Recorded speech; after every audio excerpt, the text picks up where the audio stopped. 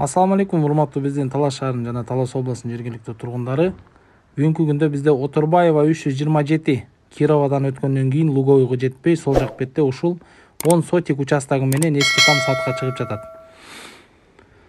Баасы $20,000 сурап жатышат туугандар. Бул жер бизнеске ылайыктуу жер. Биз сөзсүз түрдө ээсинин номурун калтырабыз. Ошол номур менен кабарлашып, баасын сүйлөшсөздөр болот. Кеми болушу мүмкүн. Балким варианттар болушу мүмкүн туугандар.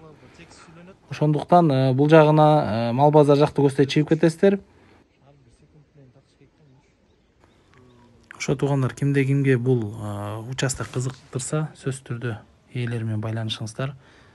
Мен сиздерге азыр ичинде тартып берем, огород жагын. Ал жагында көрүп, сиздерге жакшы лайк басып, сөзсүз түрдө комментарий калтырып, бул видео менен бөлүшүңүздөр туугандар. Туугандар, ички бетинде ушундай жер кароосуз калган эмес. Ичинде картошка эгилген экен, огороддордун баары кароолуу экен.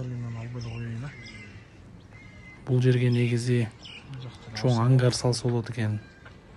Же бизнестин кандайдыр бир түрүн сөзсүз түрдө кылса болот.